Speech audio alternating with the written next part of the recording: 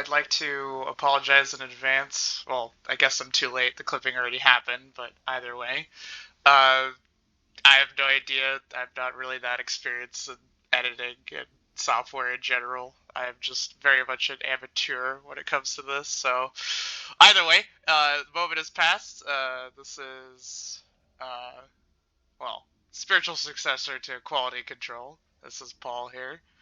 We're making a very high quality shitpost in terms of I'm helping out a friend kind of start dipping his toes into this game.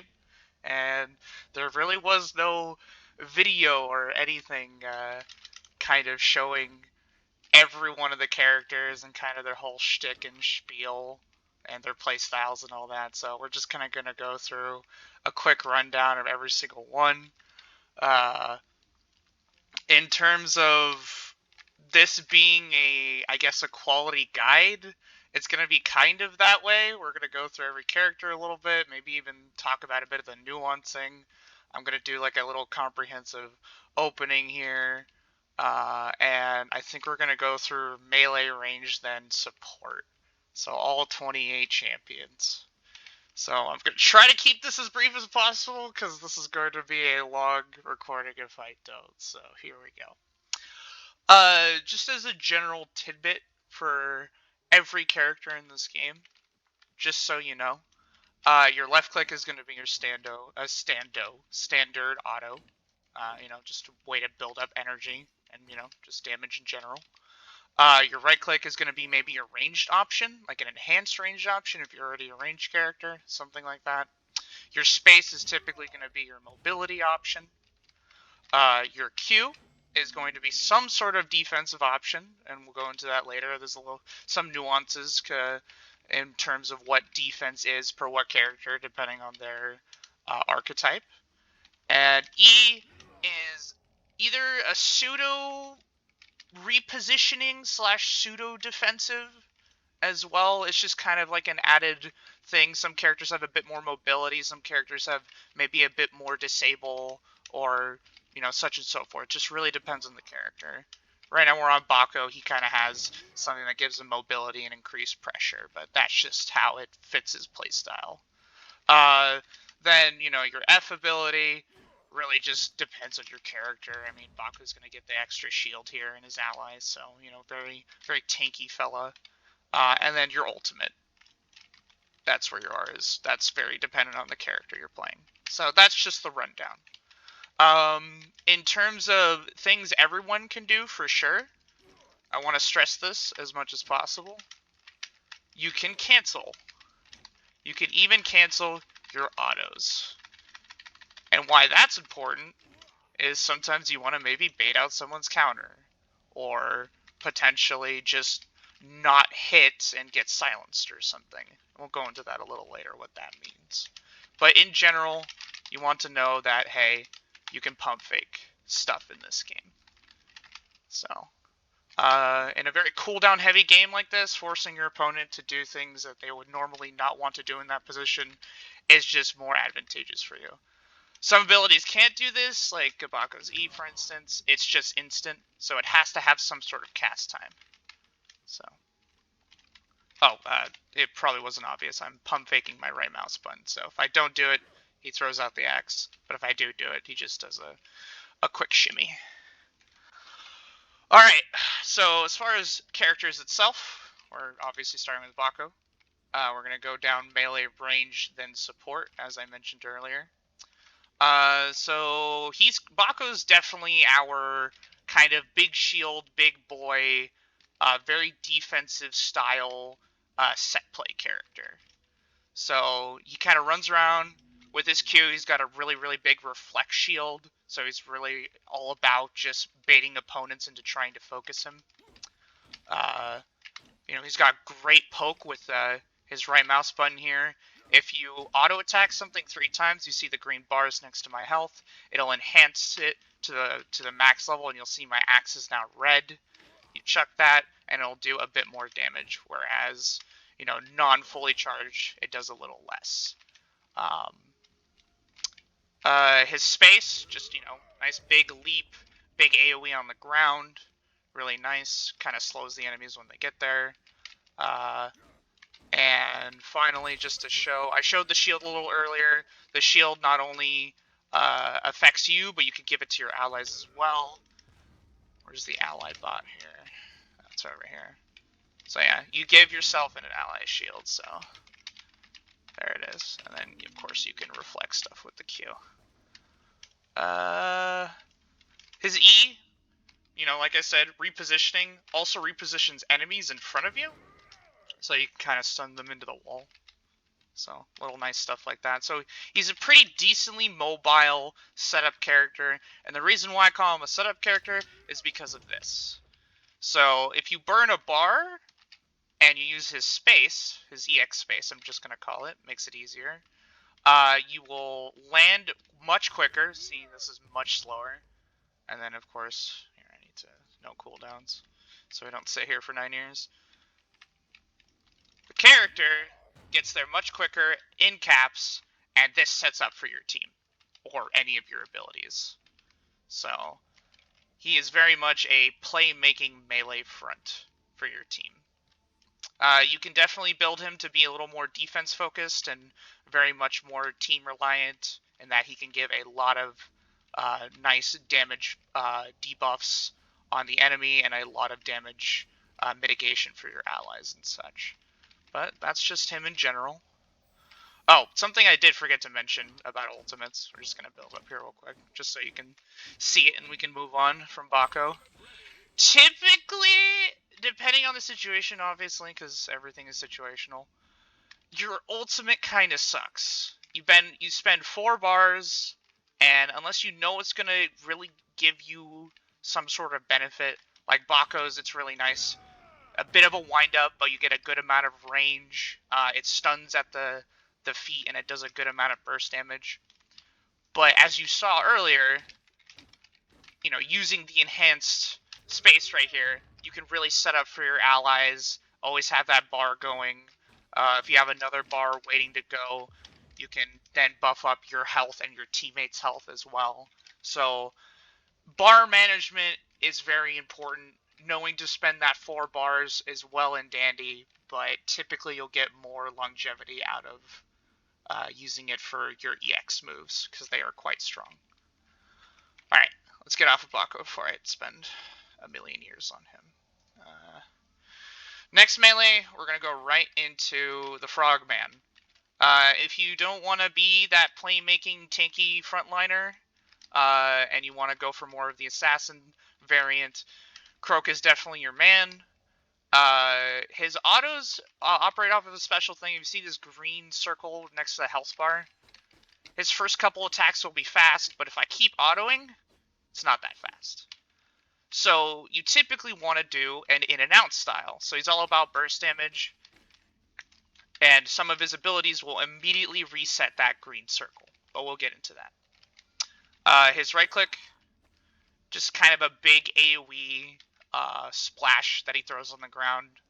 Does a little bit of damage, but but the big kicker is that it gives you a bunch of HP over time back, and this is what keeps you in and out of the fight and keeps your longevity going, because you are a bit of a squishy guy.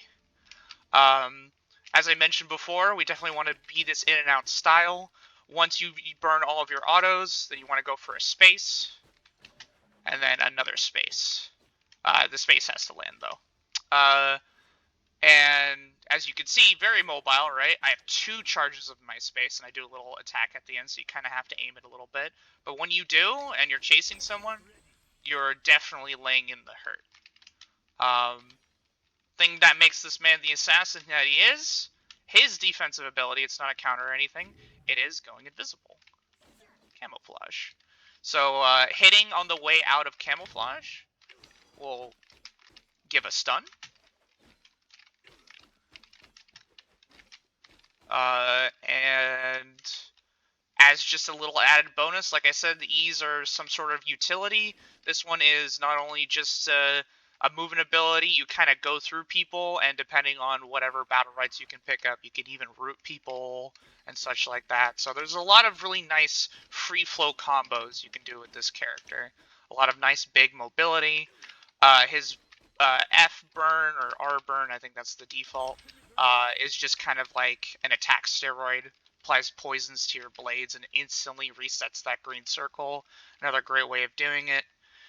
And then I would say Croak's ulti is maybe another one of those ultis that's not entirely worth it all the time. You'll get this huge, insane amount of burst speed, and you have apply a huge amount of deadly poison that will explode. It deals AoE, by the way, and including hitting the main target. But characters will typically be able to dodge this effect with their iframe. So unless you've baited everything out, I recommend not using it. Once you kind of build up a bar, really, really nice thing that you see Croaks do a lot is they want to really spam the EX version of their invis, because you get one hit of incap and one hit of stun, and the whole time you're invisible until you get that second hit in. So you can become very disruptive with that. Very hard to pin down. Yeah, I think that covers the Frogman. Let's keep going here. If I don't keep the speed going, we're going to be here all day. Alright, so Freya, one of my personal favorites. So Freya very much is kind of a pseudo-defensive, but very much a brawler, so very much a brawler archetype. Semi-setup, but she's very, very focused on being offensive with some slight defensive variants. Not much utility for her team. Her utility comes in the form of if you don't realize she's there, if you don't put some sort of barrier between you and Freya, Freya will murder you. So that's, I guess, her utility to the team. She has a kind of a 3-hit combo. Does a little damage and then finishes off with a little bit more. Her M2, or mouse 2, is going to be just kind of a projectile. What's important about this projectile, though, is the fact that it applies static. So this is her little base mechanic here. Any enemies that are static will just take more damage overall to all of her moves, including her autos. So there's that. There's also another interaction with static. I'm just going to use this to apply static. If you right mouse button while they're static, you can bump them into a wall, and if they hit that wall, they will then become incapacitated, which will be important for later. We'll get right there. You have a typical space, nice little iframe, little jump. You get a little movement speed at the end, really good for chasing people. Your Q is your very middle-of-the-road standard counter. The only difference being is, well, two differences. One, it will, if it gets hit, you will kind of slingshot the enemy into you. I may as well just show this.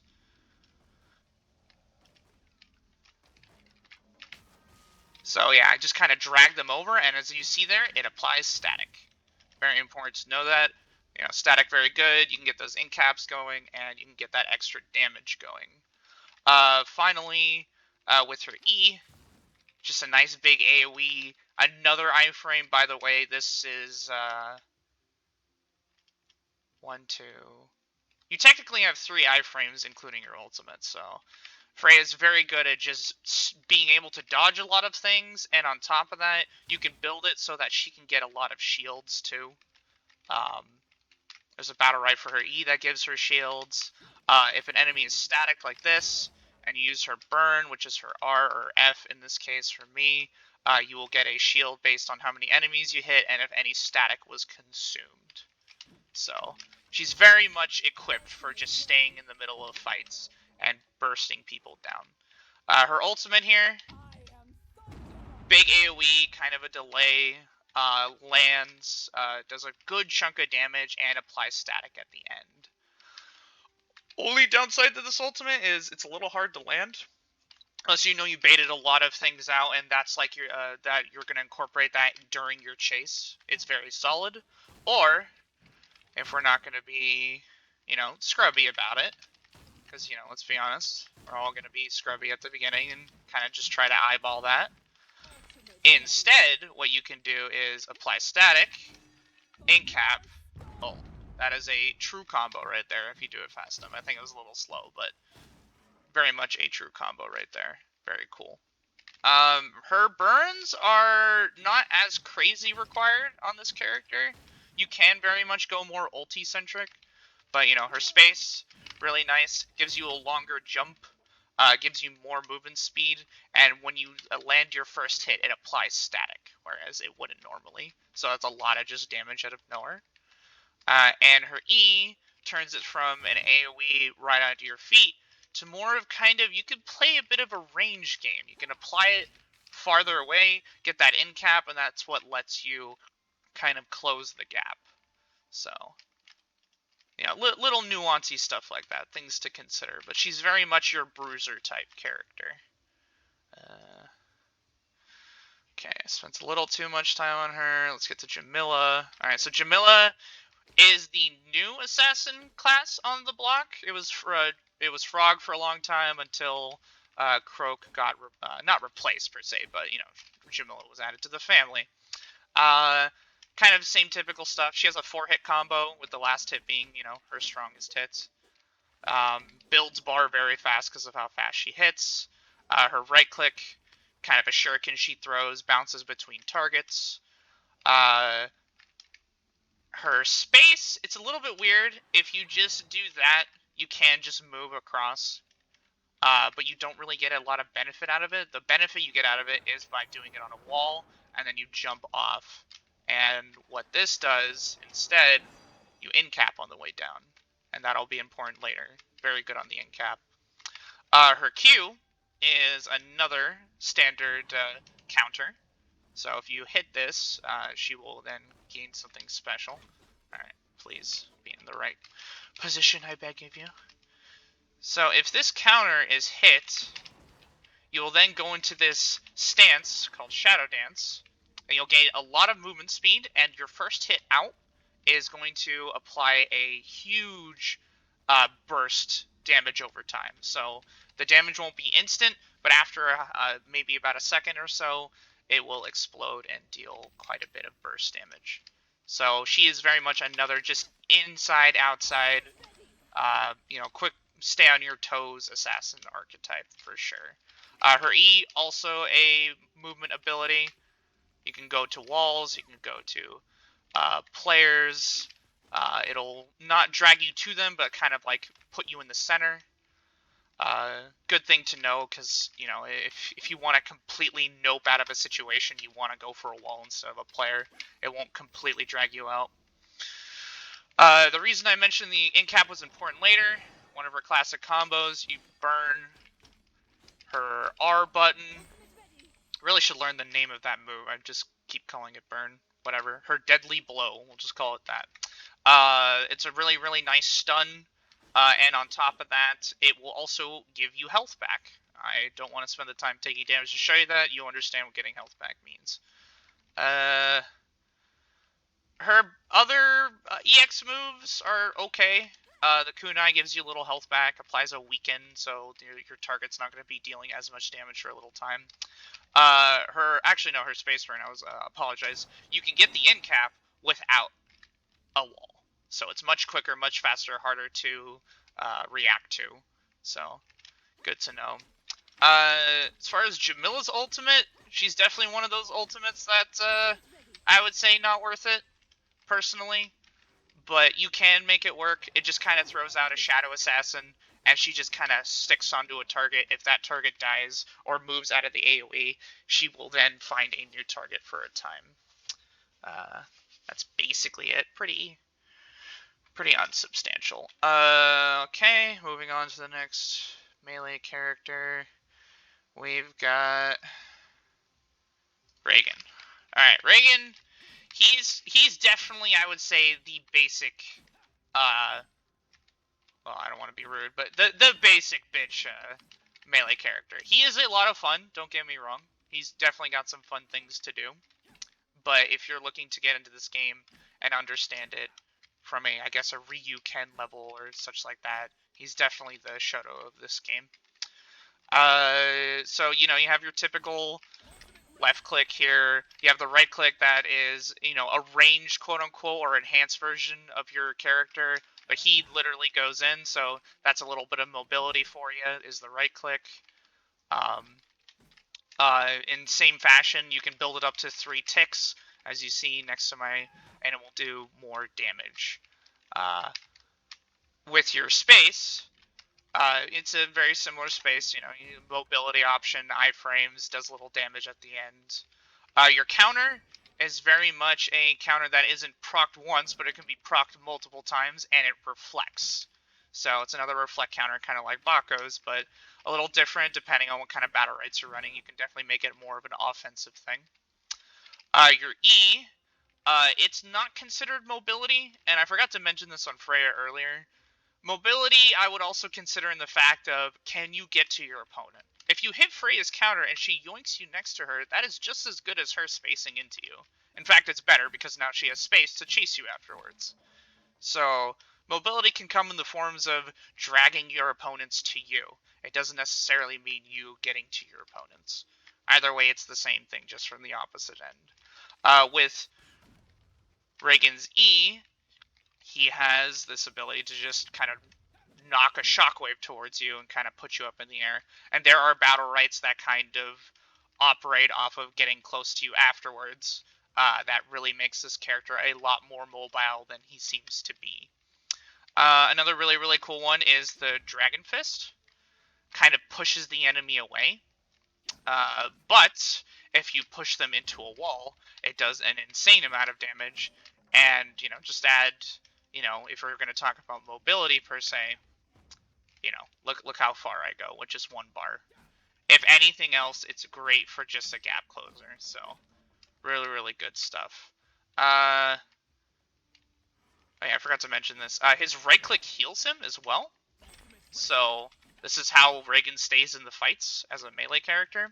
You can also burn your left click, and you add 2 range hits on your autos, and not only does this keep you safe because you're at range now, but if they hit and they hit in an AoE, they heal you for per target hit. So we're talking like a good amount of health return for just 1 bar. If you enhance your shockwave, when they come down, they will be incapacitated. So great way to walk up and capitalize on that. And now you're starting to realize a trend here. Reagan, his ultimate, not the worst, actually. I was gonna say it was, like, not the best to use, but overall, it's flashy. You know, it's cool. It's got that flavor. The more characters in it, the less it does. So if you can solo someone out with that, definitely a great option to use to keep chasing. As you saw, I did a huge leap, and then a huge leap afterwards when it was done. So great on the mobility area. But as you saw earlier, we can instead spend bar to make ourselves tankier and last more in the fight. We can spend bar to give a quick ink cap over to a character that needs to be put down.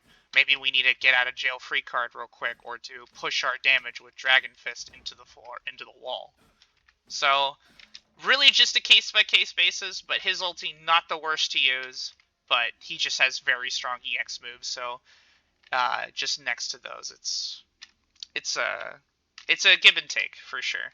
What you want to spend your bar on. Next we got the other bruiser, I would say, than Freya, but very much full on the bruiser archetype. Mr. Rook here does not have any shields, does not have any need for shields. He has other defensive moves, so we'll get right into that. You know, you have your standard, you know, left click. As you see, he doesn't build bar very quickly, just on his own. Definitely want to make sure your abilities are landing. But this man hits very hard if you let him near you. I'm going to start with the EX move because you're going to be seeing Mr. Rook eating the whole time because he needs that to keep healthy. But burn a bar, eat your little meat mallet, and you will get a burst of HP and then a little HP over time. So it's really good for just throwing it on yourself. Even if you are full health going in, you'll get that HP over time afterwards, and it's seemingly like you're not even taking any damage. The way he gets in, well, actually, we're not going to get quite there yet. When he's in, your right click is very nice. Not only is it an iframe to dodge things, it also applies his little mini mechanic here, which is armor break. It's kind of self-explanatory, but we'll go into it. You basically every instance of damage is just amplified. This character now just takes more damage, not only just to you but to all your teammates. So you will be laying down the hurt when you're applying this, and Battlerites will also make it so your other abilities will apply armor break. But for now, at base, I believe it's only 2. It's the right click and the ultimate. No, I think it's just the right click.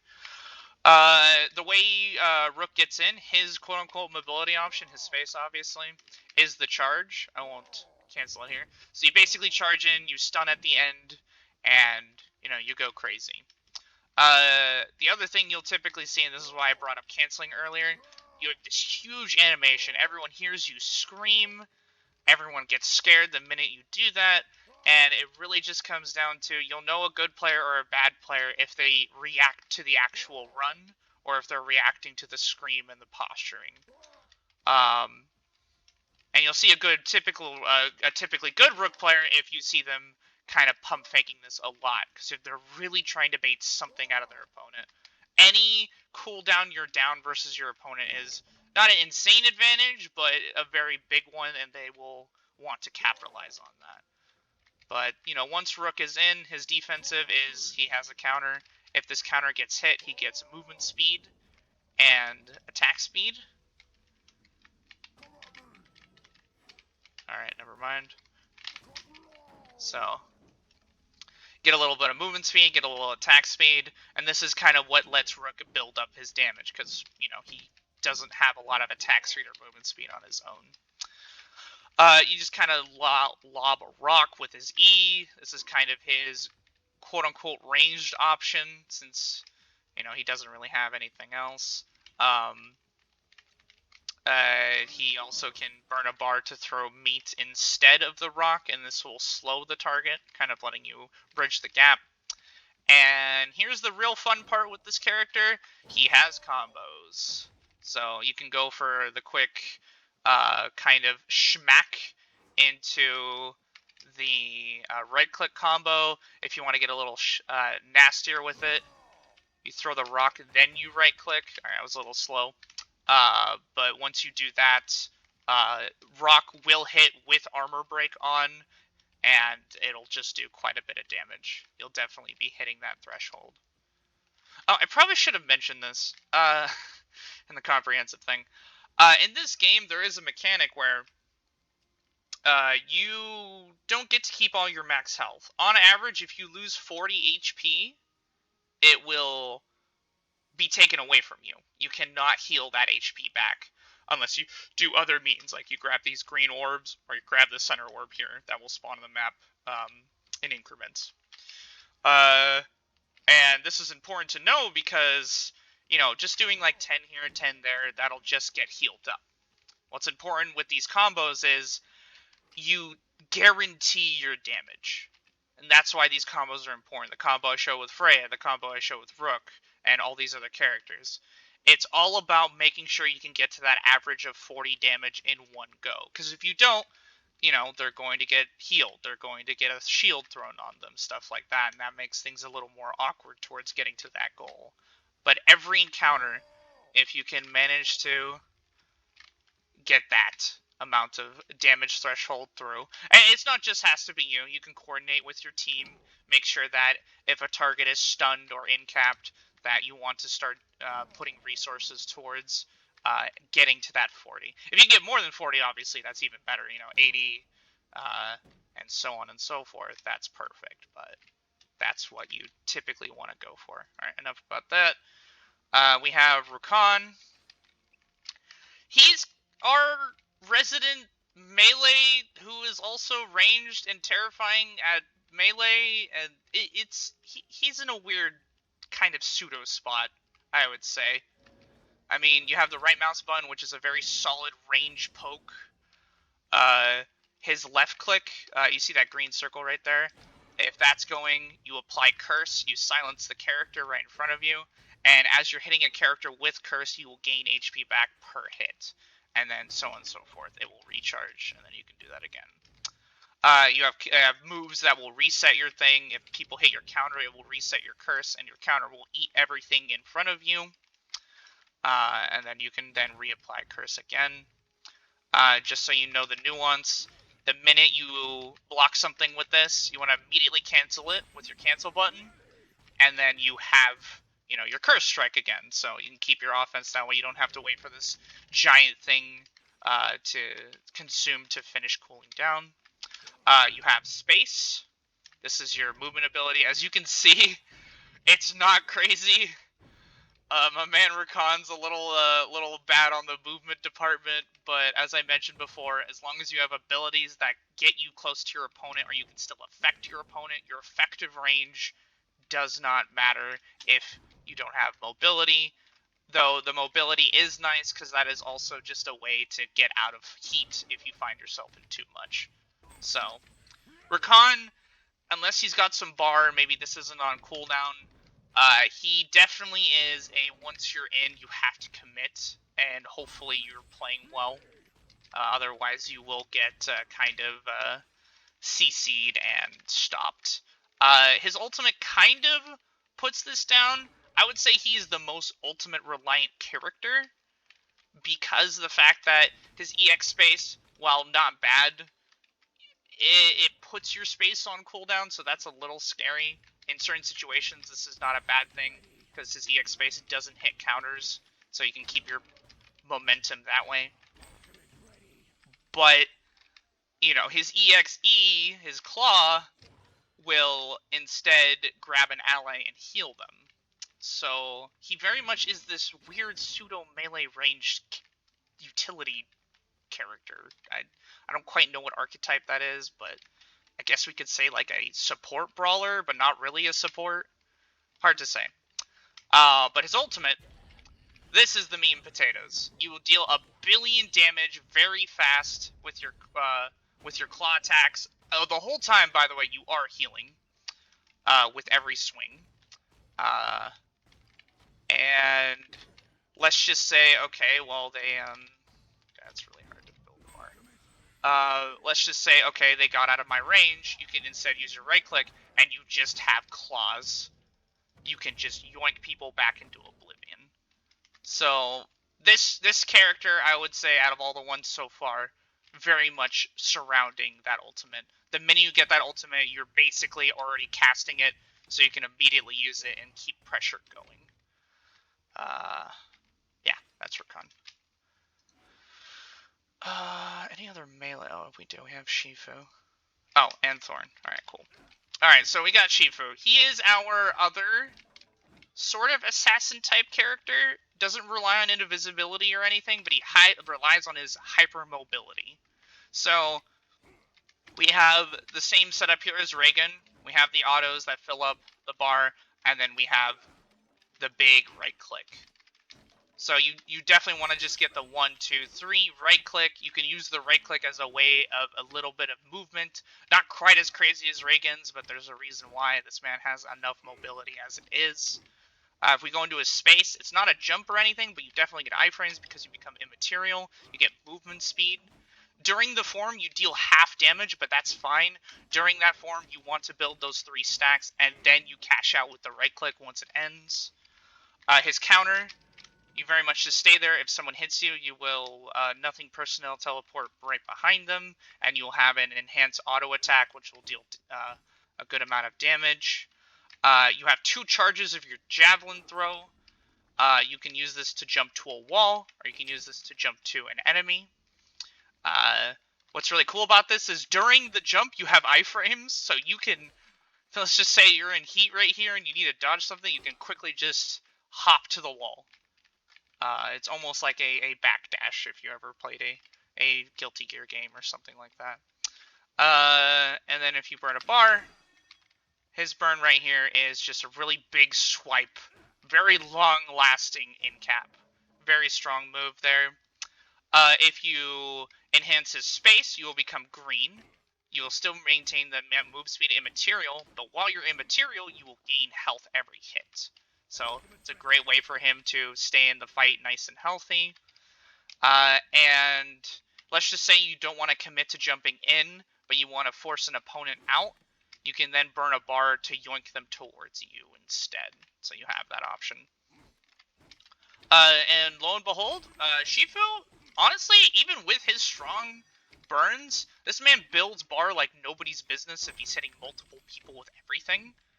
That he will have the bar to spend on ultimate a lot. And this ultimate's very good. It's basically, it's Blade Storm.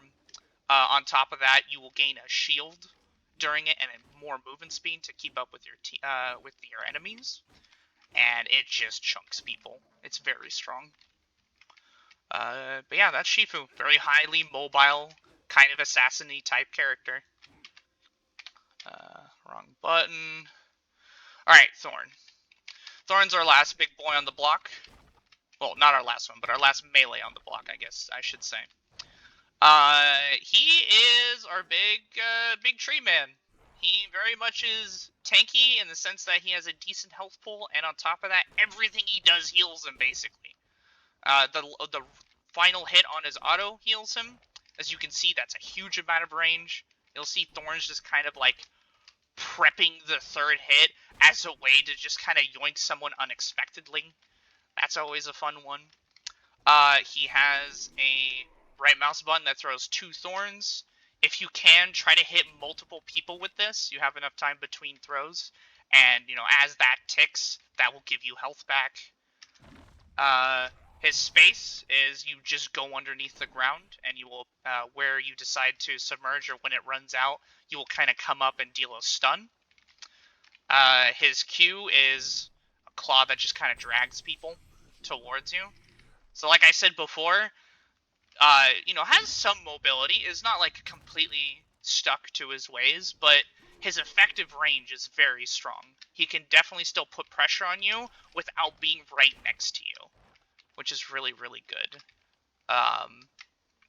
A combo you'll see typically is if you want to set up the claw to pull people, you have a long range root and tangle, and you can kind of drag people. This is completely unnecessary to show, but it's also very funny. You could set up the thing, and it will just drag to where you are before it drags. So if you have enough movement speed, you can drag people very long distance away, kind of abduct them. His burn, very strong, kind of hard to... You can do it on allies, but I'll just show it on myself. You put like a bramble on you, and what happens is you gain like a bit of a shield. It's not like it can still be damaged through, and once the shield's gone, you'll no longer be in that state. But during the whole time, every instance of damage is going to spray out spikes. And that being said, people don't want to hit it, so... it's very much a great get-off-me tool unless you're about to die and they really want to commit the resources. And again, this can be used on your allies. Let's just say you wanted to dodge something, you can cancel out of the animation early with your cancel button. So very important to note. And funnily enough, aside from the Bramble Vest, I would say Thorn's burns aren't bad per se, but they're very situational, and more often than not, you want to use ultimate. This is definitely an ulti-heavy character. Like, let's say you want to enhance the right mouse button, yeah, that's a good 48 damage, don't get me wrong, it's very strong, but the chances of you landing all 4 on a single character, very situational. They may have already jumped out by then, stuff like that. So if you have an opening, go for it, but this is the meat and potatoes right here. So you just kind of set up a wall. Enemies inside of it will be slowed and take damage over time. This does not hit counters. And on top of that, any enemy projectile trying to get through the wall is immediately negated. It is a true wall. So it's a very interesting defensive and offensive varianted ultimate. And to make matters even better, it's a kind of a pseudo movement ultimate. So you can chase someone with your space, you maybe hit them once, they're like, I need to get out of here, and then you chase them with the ulti, and then all of a sudden they are down a space cooldown, you maybe bait out their counter, and it's not looking good for them. Alright. Let's go to range. God, my voice is killing me. We're at 39 minutes? Jesus. I know how to talk, don't I? Alright.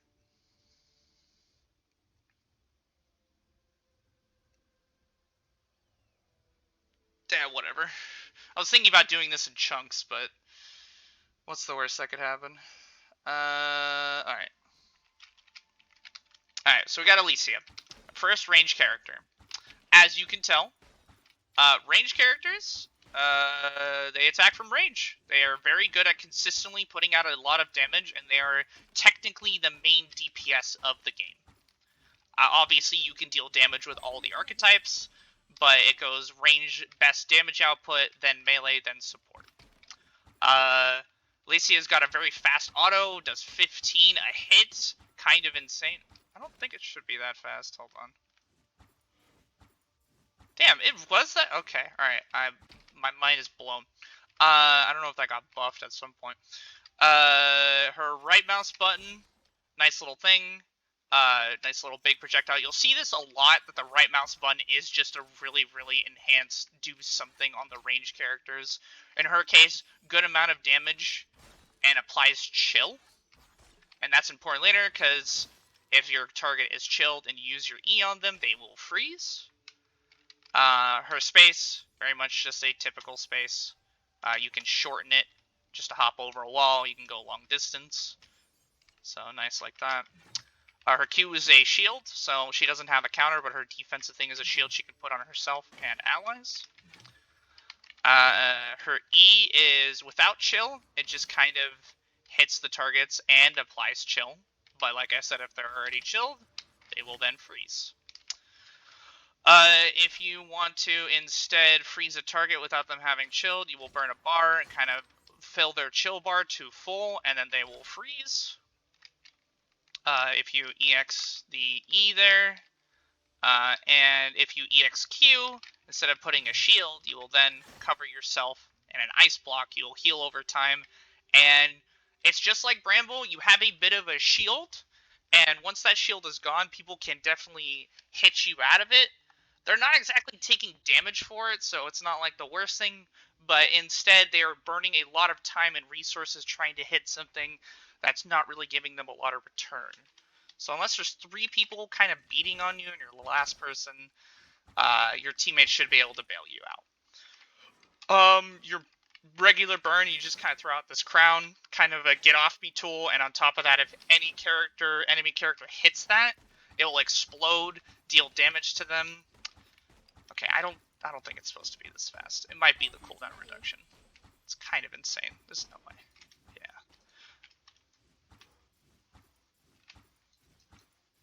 Yeah, it's definitely faster with the no cooldown. Yeah. And then her ulti, not a bad one. Doesn't hit counters. Really big AoE, already causes a freeze, and yeah, good amount of burst damage. That's her. Moving on, we gotta pick the pace up here. We got Ashka. Ashka's our kind of bread and butter range character. Good auto range, good auto animation.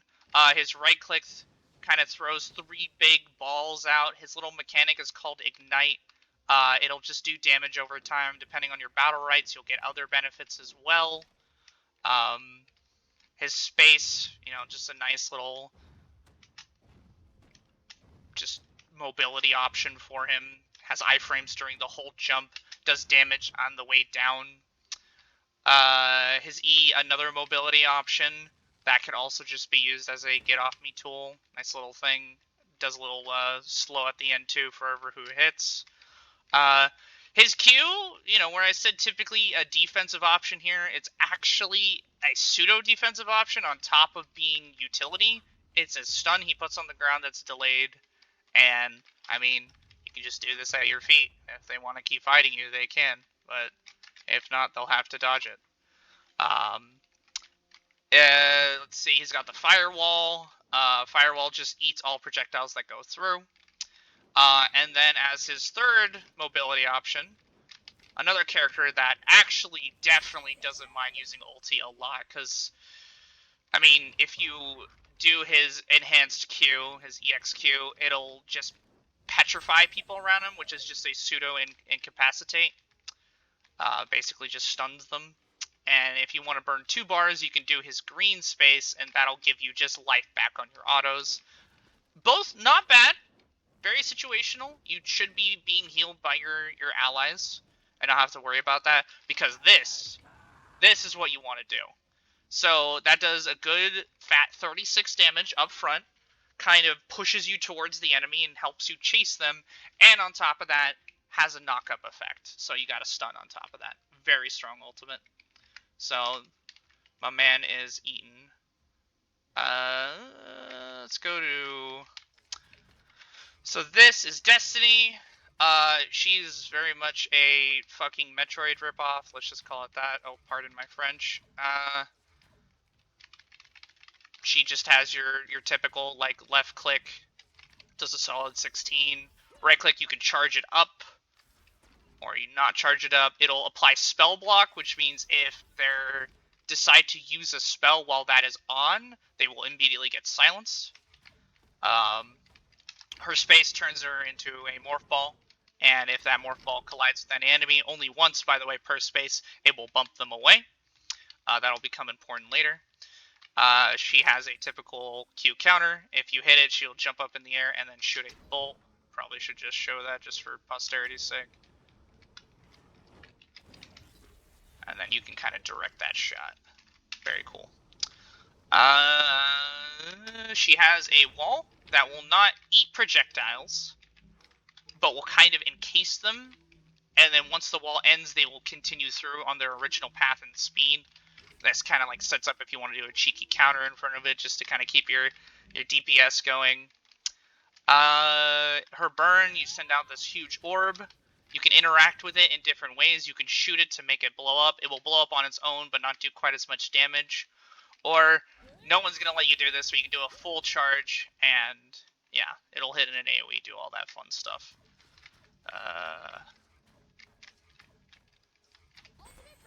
Yeah, she does not shoot this fast. It's definitely the cooldown reduction. Show the ultimate in a moment. She can defense matrix. Wait, what? Did I screw it up somehow? Wait, that's been on my bar? What? Hold on. That should not have worked that way. Okay, I can't show this for some reason. Alright, well, the way it's supposed to work is that you kind of change your gun, your left click, to instead shoot a thing that will deal a lot less damage. I think it's 6 instead of 16. However, you have higher attack speed, and every time you shoot either an ally or an enemy, you will give yourself and that ally a shield. So if you shoot an ally, you'll give yourself and that ally a shield. If you shoot an enemy, you will just get a shield and deal damage to that enemy. So great way to just kind of keep yourself safe. Instead of dropping the wall, you'll see a lot of Destinies drop the enhanced wall, and what happens... Oh, the character died. If they leave this circle by any means, they will get stunned. So they will want to stay in it. This will set up for these balls more often. And on top of that, if they're deciding not to move, you know, you can bump them out with your space. Very cool. And I'm mentioning all these before I get to the ultimate, because their ultimate kind of sucks, I would say. You would not use it more often because the stun wall is really good. Her defense matrix is really good. This ball is really good. But you very much just turn into... Oh, what am I doing? You kind of turn into a ball, and you can bounce up to, like, 5 times. So if you're in, like, a very interesting area where... You know, let's just say you can get like 4 bounces off, because some areas of some maps allow you to do that. It's pretty good. Every bounce knocks them up into a little stun and kind of keeps them there. But aside from maybe a chase tool, it's not very good. You'd rather just do this. Like, you know. Oh, also, if you don't want to stay in the ball after you get the hit, you can cancel. Very important, because, you know, once you get that ball knock, then, you know, you want to immediately start hitting. So, yeah. Alright, did the wrong thing again. Christ, we are wasting a lot of time here. Alright, Esmeraldo. Alright, he is our ranged assassin character. Whereas the first two were just kind of, or sorry, the first 3 were, I would say they're ranged, definitely. They definitely put out a lot of damage. They have some utility for their team. They have some maybe stun, stuff like that. But they're very much a, sit in the back lines, look for their opening, kind of throw out their damage, and call it a day. Esmo, he does that, but he likes making his advantages. He likes picking his opponents apart, basically. So we're just going to go into that. As you can see, very quick 3-attack burst, and you can only do 3 until you have to reload. That's fine. You do, you know, literally 24 damage every time you jump in, which is really, really good. And abilities, like you saw, Frogman from earlier, will reset this. So very assassin heavy. His right click is a charge. As you charge it, it gets bigger and bigger, and you basically yoink characters towards you. Why would you do this as a range character? Well, you're kind of a diving range character, so you kind of gotta live by the seat of your pants and chase people who would rather very much not fight you, because they can. Um, his space has 2 charges. You can do a nice burst of this. It's a this. It's a this. So you can get upwards of 9 autos that each do 8. So that's a lot of damage out of nowhere. His Q is a nice barrier he puts in front of him. Kind of eats projectiles, and every projectile eaten will give him another charge of his auto. So if you eat 2 projectiles, you can then shoot 5 times on your before your next reload. Pretty strong. This is a nice route from long range. This is to make sure your characters can WASD and dodge these. Makes it a little easier. But on the shorter range, I probably should have showed that. Yeah. So very much designed to go in. You can drop the book and double the amount of not double, sorry, it's dealing 12. So it adds another 4 damage to your autos, which is still pretty good, especially if you're jumping around and doing that a lot. Funnily enough, you won't be seeing Esmo burning for his abilities. He has a suck that gives him health back, doesn't hit counters, but that costs 2 bars, so if you're in a real bind, feel free to use it. His Q will just give him a shield, so he's able to act now. He's not just stuck in a barrier. And yeah, let's just get to his ultimate. So his ultimate, he kind of just drops a book on the ground. It'll kind of have this vacuuming effect, and then once, time runs out, it'll explode and deal a good amount of burst damage. So your whole goal is to pressure, pressure, pressure, kind of yoink. Once you finally exhaust all of their resources, throw down the Book of Doom, and rinse repeat, basically. So, yeah. Whew. Alright, let's go to Eva. Alright, Eva is very much, I would say, the bruiser range character, if that makes sense. There's 2 of them, and she's one of them. She very much is in your face, gets a shotgun, is decently tanky for a range character, has a good amount of ways to just kind of control the battlefield. So as I showed earlier, she has a shotgun, 2 bursts. So you want to just kind of get the 2 shots and maybe move around. You cast an ability. Her range poke is the rocket. So she's got that. Her space is her movement. She applies oil, and that interacts with her abilities in different ways. I believe it interacts with rocket. It'll become burning oil and start ticking for 8 damage a tick, which is quite insane. She also has the flamethrower. If you burn 2 bars, you can then activate the flamethrower. A rare case for burning 2 bars is actually really good because it does so much damage. She has a shield that she can throw on herself or allies. She also has a taser, so that applies spell block. If they decide to attack or do anything, it will silence them. And her tractor beam, as it kind of sounds, it'll like pull a target in. You also have a shield in front of you, so anything hitting you is not going to do anything. So you can use this to either dodge something or like kind of hold an opponent down while they're getting beaten to death, stuff like that. I already showed the flamethrower. You can go for, instead of the taser, you can go for the in-cap shot. You won't see this a lot because the taser's just already good as it is. You don't need the in-cap unless for like some certain situation. And you won't be seeing this ultimate a lot, and this is one reason being because flamethrower is really strong. And 2, the ultimate really sucks. I would say it's probably one of the worst ones in the game. So I'll just go ahead and show it. It's very flashy. It does a lot of damage if people decide, hey, I want to take all this damage, but every shot of that is counterable. Eva has to, like, slowly swivel if you get behind her. So it really just is not the best. Like I can swivel really. Sorry, I guess I said that wrong. I can swivel really fast, but the bullets, they don't really, they're gonna go out in a fan. And what am I gonna do? Like 8 damage to you barely by the time it's over, and you jump behind me? Like it's not good. You want to use flamethrower. I'd rather you use this. Instead you should tase, but yeah. Anyways. But yeah, she's very much a very brawly range character. Alright, well, this is controversial. I guess I should have said 3. But I typically play Jade as a melee character, and this makes no sense, because why would you? She's a range character. She has a great poke from the distance. Great in the sense that it inspires fear in people, rather than it actually hitting. And we'll get into that later. But this is her auto. She has 4 bullets before she has to reload.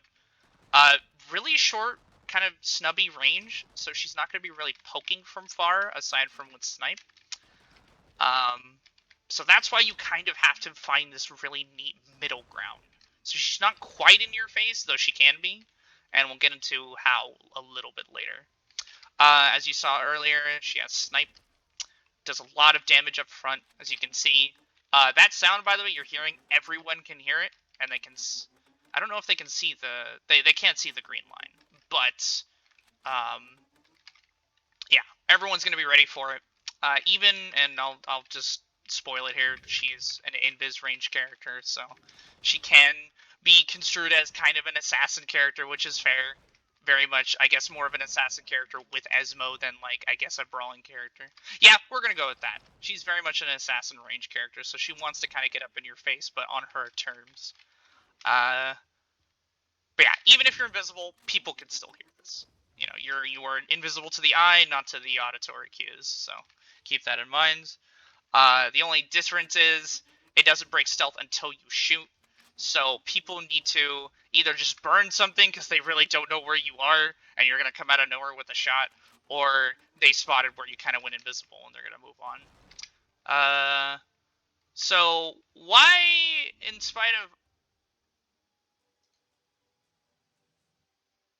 Well, that's kind of annoying. This,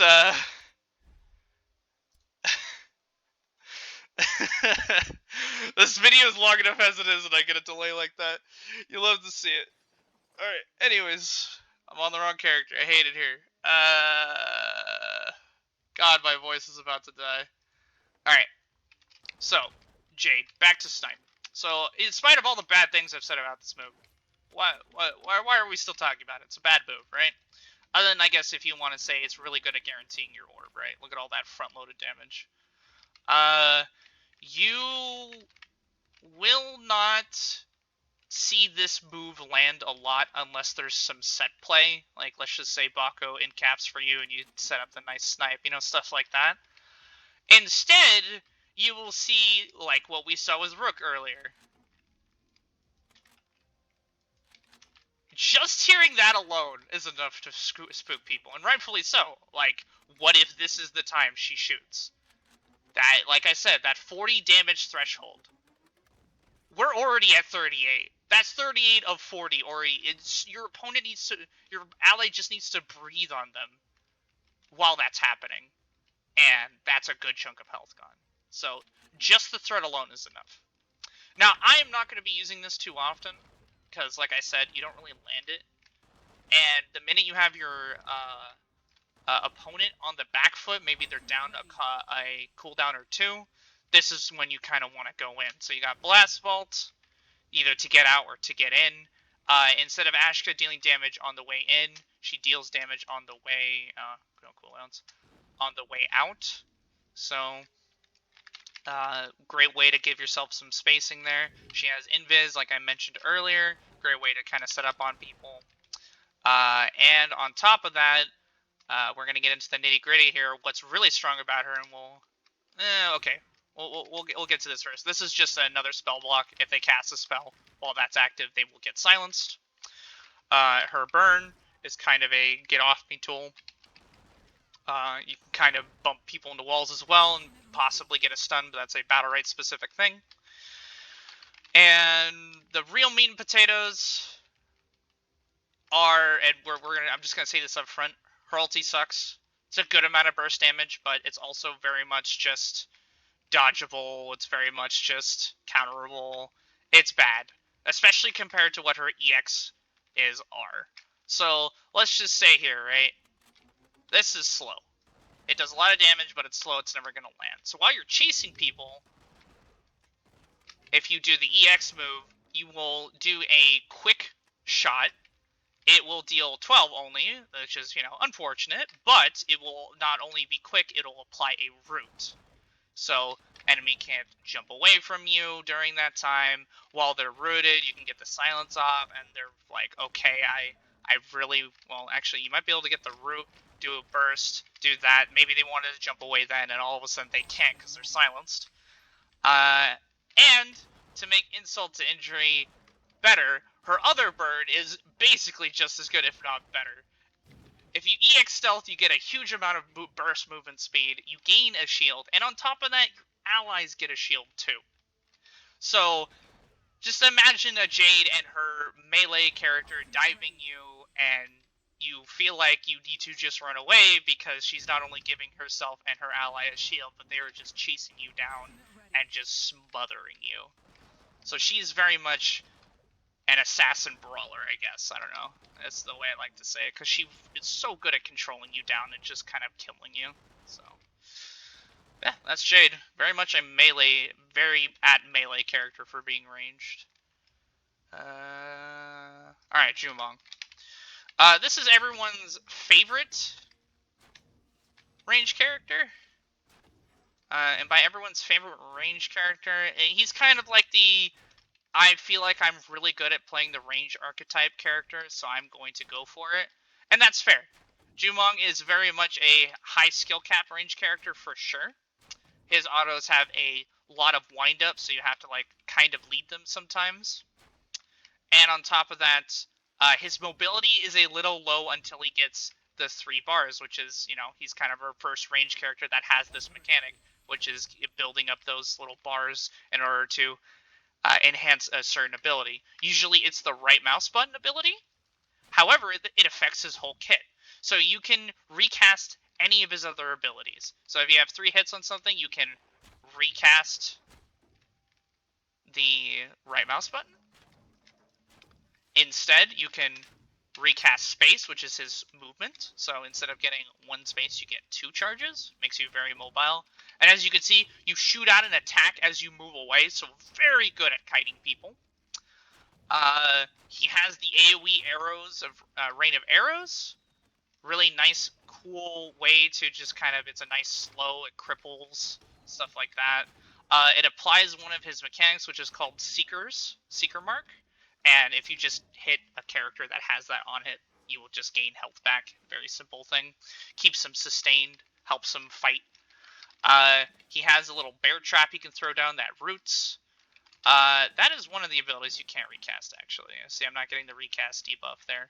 But you can do 2 rains of arrows, which people really love to do. I mean, it's a solid move. His right click, EX, kind of a situational thing. It's just kind of a quick amount of burst damage. Kind of the arrow goes back, forth, back, forth. His left click is the one you'll typically see used a lot, because this is just a great way to spread Seeker's Mark, get a lot of health back, stuff like that. It bounces, as you saw. And the other thing you're going to be seeing Jumong cast with his bar is Prowl. So, Prowl, very big movement ability. You gain unit walking, and on top of that, any enemy you pass through will apply Seeker's Mark, and you will get some health back that way. You will not be seeing him use his bar for his ultimate, because his ultimate's kind of bad. It's got this huge windup. You can go for the fucking 1080, and possibly hit someone with it. It does a huge amount of burst damage, stuns at the end.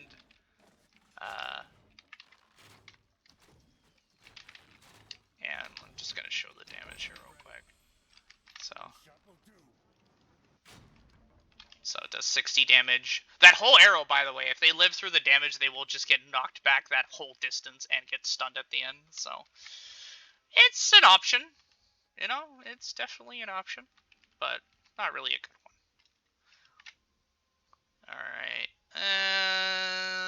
And... Okay, we got... Christ, so many more characters to do. Alright, we got Shenrao. He is our most recent addition to the game. Very much kind of... I would say another high skill capish range character for sure. You gotta really lead his shots. Not free at all. They definitely got some... They got a bit of heft to them, but a bit of movement speed problems, so... you gotta really just kind of lead this shot here. His right click's really cool. It is a kind of a damage slash pseudo disable, so they get hit by Stormstruck, which is very similar to Panic. We'll get into that mechanic later. And this is what kind of his setup move, basically, his combo starter, if you will. Because you can kind of storm strike people, and then you hit them with the E, and you want to hit them in the center, typically, because not only do they get rooted, they get silenced, which is really good. His space kind of makes him immaterial in the air. You can do 2 hits, and then kind of land where you were. His Q is kind of a shield, per se. You kind of move around with it. It stays out as long as things are hitting it. So, as you see, nothing's hitting it, so it's not really lasting very long, but, you know, it's just kind of a thing you can dance around. As I saw earlier, the E silences in the center and roots. Actually, wait, let me make sure of that. Never mind, no, it roots in the center, then silences. So yeah, you want to hit them with the roots so they stay for the silence. Makes a lot more sense. His burn kind of puts an AoE on the ground, gives him the Dominion buff, including his team, and that just gives you HP over time and some movement speed. I don't know why they have to give him these interesting names, but, you know, it's Dominion. His EXQ, instead of the little tornado he throws down, he puts down like a little airstream, and any projectile, doesn't matter what angle it's coming from, will just be redirected in the direction the airstream is going. And another really cool thing is if you EX Thunder, that's the typical combo there. Instead of getting the 1, you'll see 2, and I believe, does the first one stun? It doesn't. The second one stuns and does more damage. So that's how you want to really be using his kit. Oh god, I have to rebuild bar here real quick. It's gotta be a better way of doing this. Oh, infinite energy. Wow, I've literally not been using it this entire time. I'm an idiot. This is his ultimate. So he just kind of summons dragons. As they go around in a circle, they will collide with a target and deal 20. Or you can choose to hit it again and shoot all 4 in a direction, and they'll do 15 each. But then it's counterable. Whereas in this form, they're not. At least I don't think so. It's been a while. Anyways. Yeah, Shenrao, very much just kind of a high skill capish, combo heavy range character. Less simple than Ashka, who kind of very much fits that role. But he's definitely got some cool combos. Yeah. Alright, this is by far, my favorite range character. Her name is Taya. She is a very interesting one. I would say out of all the high skill cap characters like Jumong, Shenrao, and her, she is the scariest to play. The very much a joke is you screw up once with Taya, you're probably dead.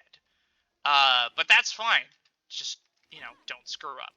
So she does a ton of damage. If you're out here at this medium range as the boomerang comes back, that is a solid 21 damage instantly. And then if you get 2, well, that's 42. So, yeah, we've already hit that threshold with 2 autos. And the thing is, on the way back, it's not counterable.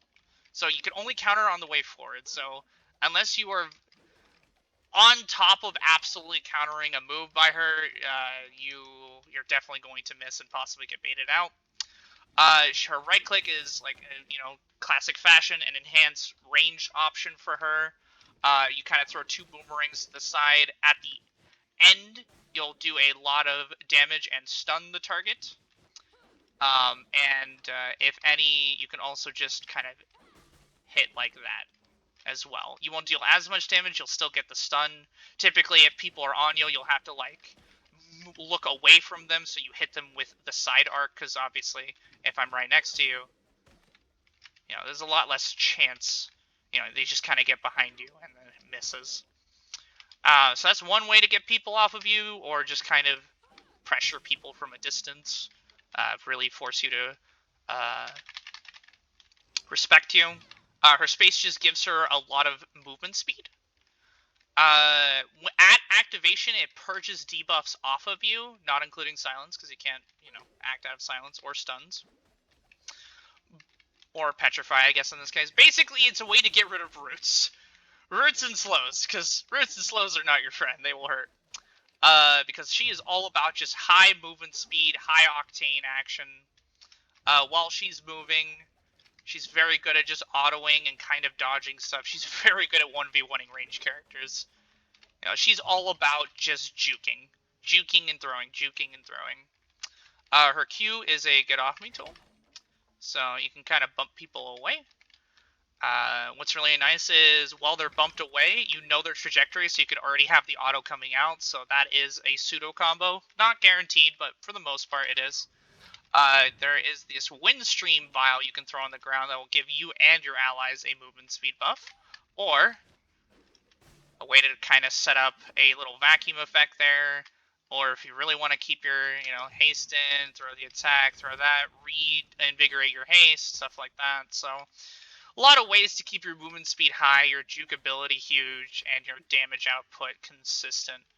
Her absolute get out of jail free card, because space is reliant on you, your positioning, and your thought process.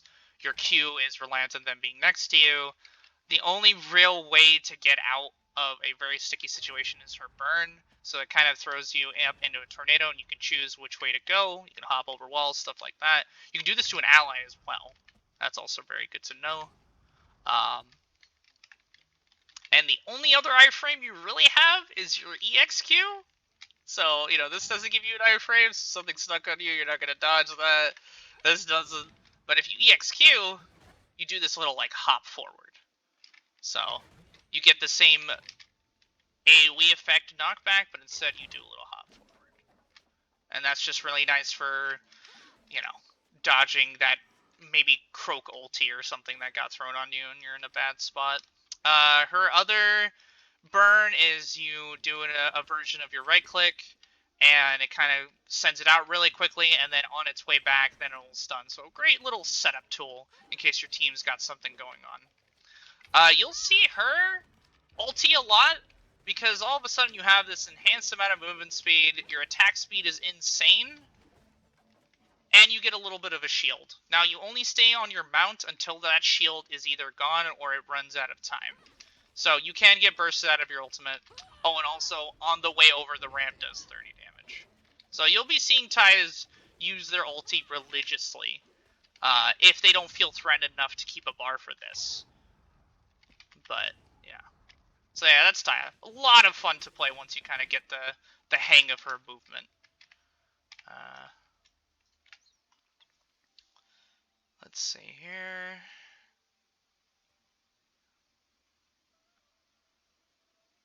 Alright, supports. We're going to start with everyone's favorite Deer Girl, because every game needs to have a Deer Girl, right, everyone? Alright, this is Blossom. She's cool. She's got that enhanced right-click, that circle next to her health bar, if you see. You can also tell if her weapon is glowing. It will also be ready to rock. And she just kind of chucks an acorn, does a good 20 damage, and it slows people, which is really nice. Okay, that's not how her... Yeah, that's more a kid. There's no way she had that attack speed. That was insane. But yeah, that'll just do a regular 10 afterwards. No effect on that. She is a support character, so she has some sort of heal. Her right mouse button. You got 3 charges of this sucker. And, you just typical heal you throw on your ally. Or yourself. Your space is your nice little what's it called? Your movement option. You don't go too far, but at the end of the hop, you are invisible. So that's kind of nice. Keeps you a little elusive, and the damn fucking Blossom is elusive and nothing else. She drops down the Tree of Life.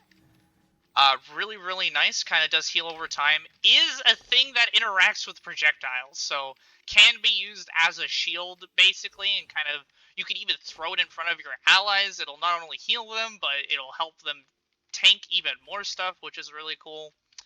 Her E is a stun, so first it'll deal 15 damage. Then if they're in the AoE afterwards, then it will definitely stun. A really cool little nuance thing you can do if you're scared of a character with a counter that's on you.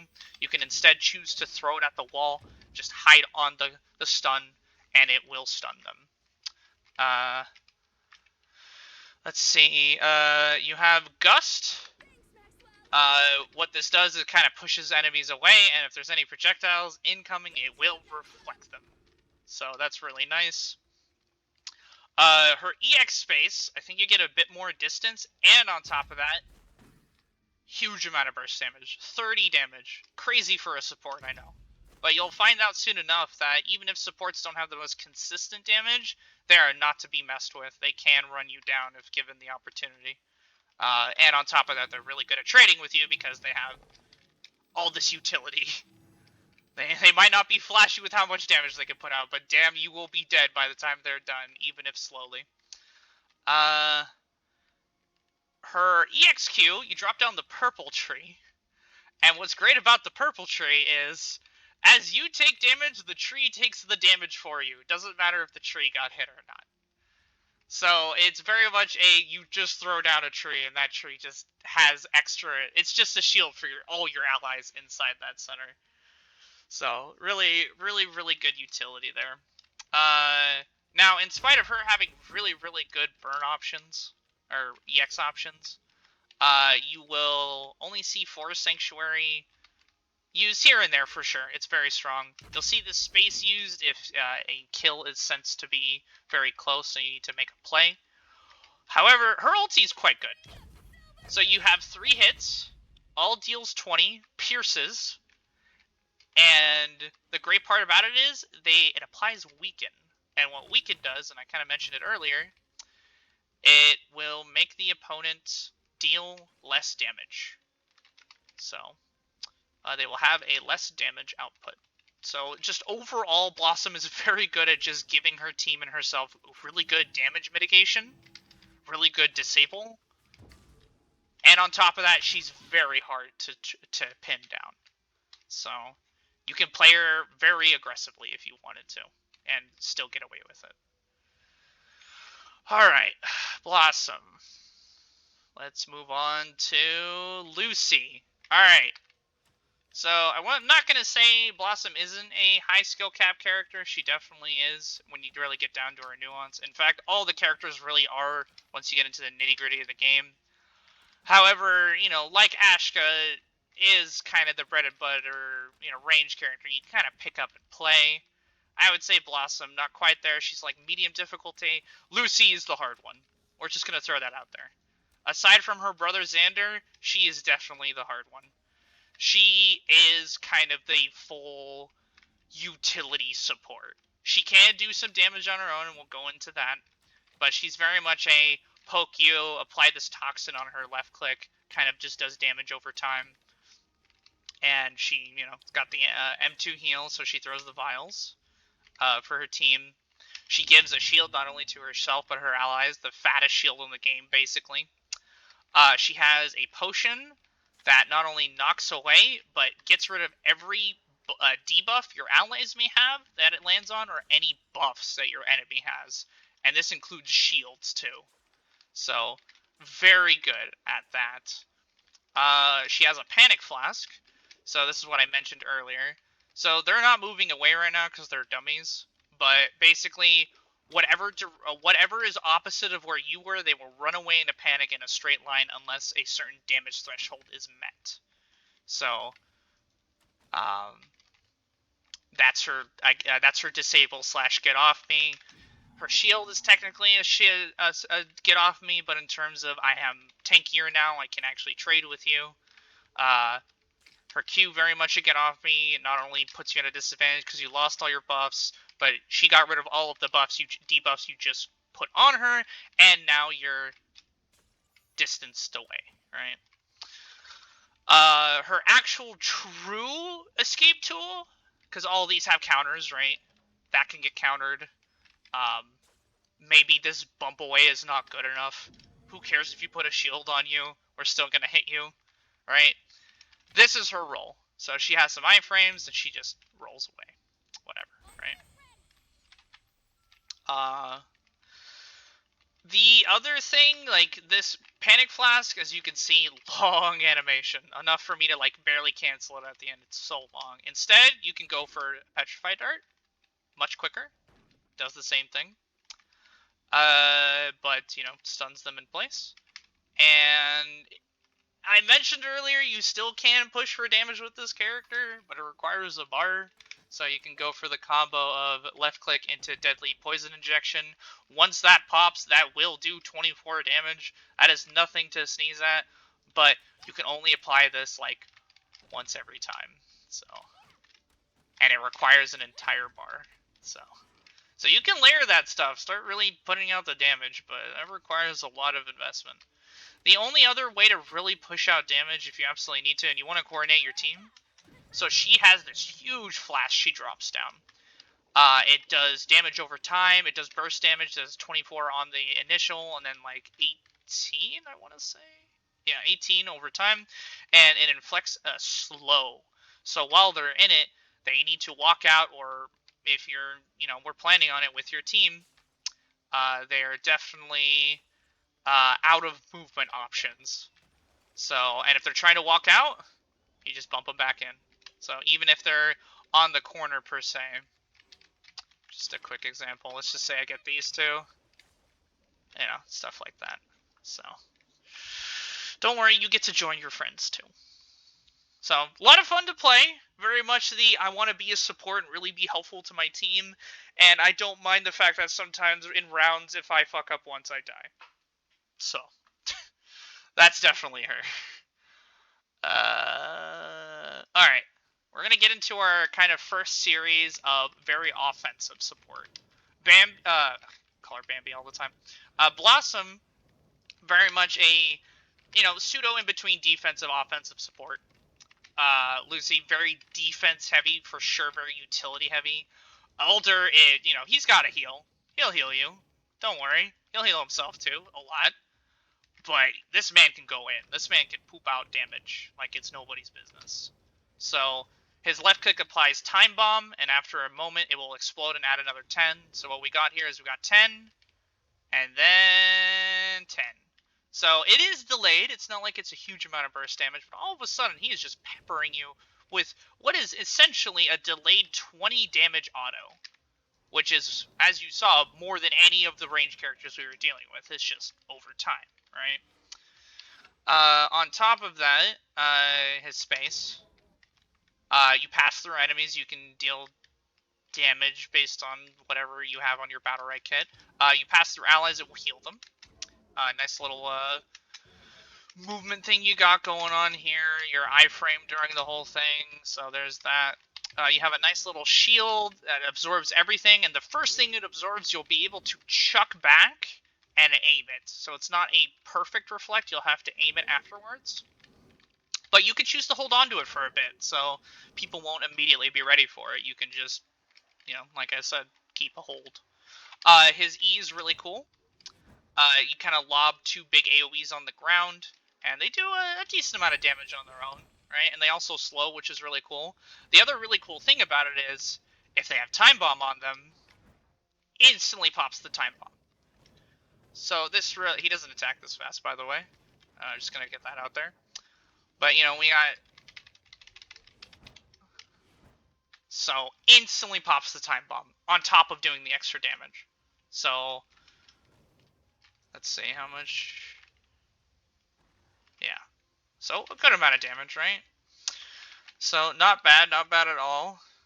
And his F, just a nice get off me tool. Kind of bumps people away, and on top of that, petrifies them at the end. If you really want to get into the nitty gritty of it, it's not required. I really want to show the damage here. If you have Time Bomb on someone, and then you EX left click, it will instantly pop the Time Bomb and do extra damage, so you don't have to wait for this lava animation. So if you really want to get into it, you can poop out damage. Oh god, I keep saying that. I'm gonna stop saying that. Like nobody's business. So, yeah. Christ, it really has been almost an hour and a half. Be hilarious if anyone watched this in its entirety. I sure as hell am not putting any timestamps. I'm not that kind of YouTuber. I'm very much an amateur. So, I mean, hopefully that fucking video preview serves you well. So, yeah, that's basically Alter. The only thing left is to go over the ultimate. The ultimate's really cool. It affects your allies or you. You basically appear where you decide to, and wherever you do, it's a long stun.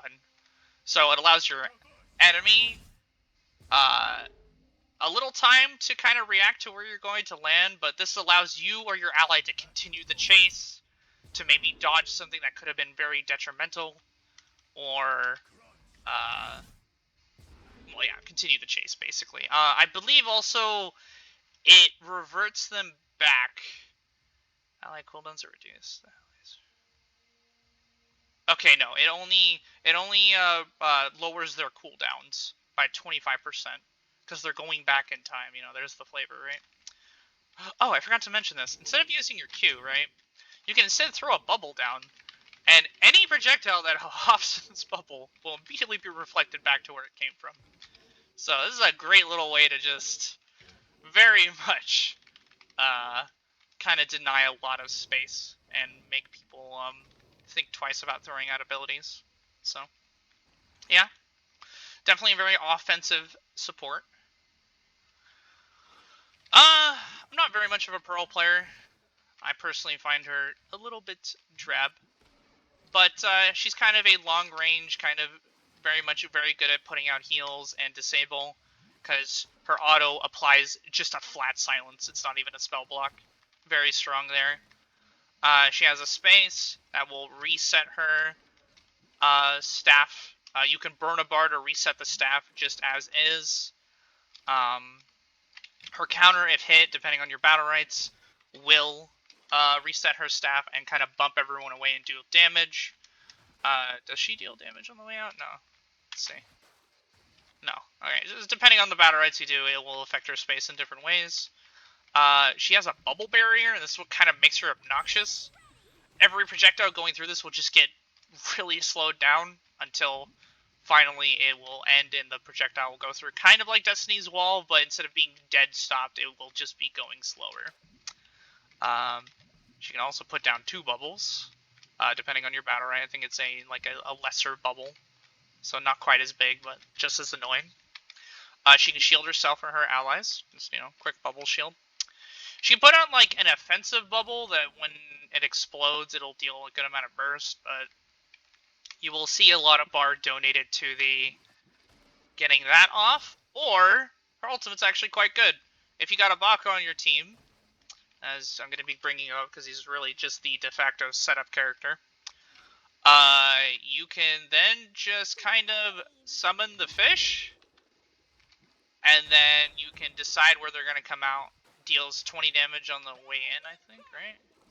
Yeah, and then 20 damage on the way out. So you guarantee that 40 damage already, and then your team knows where they're going to land because of that red X you put down.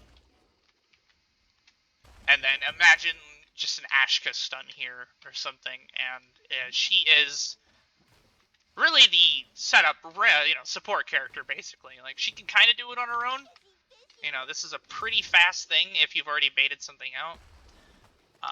But, yeah. Alright, Pesty. Good old Pestilus. The Bug Man. I love this man. He's very cool to play. He is our first M1 healer. So instead of having an M2, well, his M2 does heal, but it's not like a 3-charge system like the other ones have been. He will just heal with his autos. He will heal himself while he autos enemies, and he will heal his allies and heal himself when he autos them as well. He also leaves a little moth that just deals damage over time, and this will interact with certain Battlerites that you'll end up picking up, but that's his little mechanic. His right click, good amount of burst damage, 30, but it will deal damage to you as well, so keep that in mind. And you can also deal 30 healing to an ally as well too, so he's really good at burst healing as well. So really good sustain. His space is really cool because you can space into an enemy or an ally and infest them. Enemies you infest will take additional damage. Allies you infest will take a reduced damage. So cool amount of mitigation there. Just like Blossom, he sets down a queen, or she tree, him a queen in this case. And this can proc projectiles for you. You can heal it to heal yourself as well, and heal the bug queen herself. When it explodes, as you saw, it'll deal damage and panic. And you can preemptively make it explode with your mouse too, and deal the damage and make them panic. His E is just a flat panic. You can get a Battlerite that makes this bounce twice, really good for getting people off of you. And then he just kind of has like a bug shield he throws on people or himself. You can enhance your right click and root people and kind of puke them off of you. You won't be seeing that too much though. And instead of going for, and this is a really funny ability, instead of going for the panic, you can mind control people and have them like walk over there. So in some cases, it's basically a stun. Or most cases, basically a stun. Sometimes you can just kind of reposition them, and it can lead to some hilarious moments. Now, Pesty is a character you definitely want to use your ulti as well. It's not bad. In fact, it's quite strong, I would say. It applies the Scarab debuff. So while Scarab is active, it is dealing damage over time and healing Pestilus. And it does 26 up front. And it does, I think, 6 overtime? Yeah, 6 overtime for 4 ticks, so that's 24 plus 26. Really good. And you get 3 of these suckers. Now, the kicker is, well, this seems like a really offensive thing for a support. Well, just like in the rest of his kit, offense and defense is important. If you throw this on an ally, it will heal them for 26 and 6 overtime for another 24 health.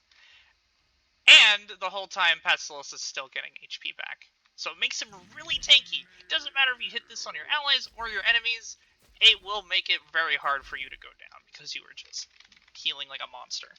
So, yeah. I would say he is just very much like Blossom. Very middle of the road, good offense, good defense, not particularly crazy in either direction, and a good amount of utility. So very just solid jack of all trades. We got Polo. Polo's a weird one. She is also an M1 healer. Doesn't heal by hitting enemies. Heals only when she hits her allies. And she also heals her allies by hitting them. She has one of the best saves in the game. It's called Other Side. You right click, you kind of send them into an immaterial form, another dimension, and they will pop out. And depending on what Battlerites, they can get like a little heal or anything like that. As always, you can cancel out of this early if you don't want to wait. Let's just say you already dodged the move and you want to keep your advantage because every second counts in the game about cooldowns. You can. Her spacebar is a delayed movement ability. You can move over after a cast. You can also throw this on your allies. It will heal them instead of hurting them, but it will hurt enemies if you do that. And you can move to your allies with the recast. While this shadow is on them, the enemy will be taking increased damage. If it's on an ally, your ally will be receiving reduced damage. So good damage mitigation there. The bread and butter on why you would ever want to be next to an enemy is you want to apply spell block in an AoE. It's really good. So you can bait out a move or like just cancel something that's going on. Her EX version of this, I think it just heals her a little bit and deals some more damage.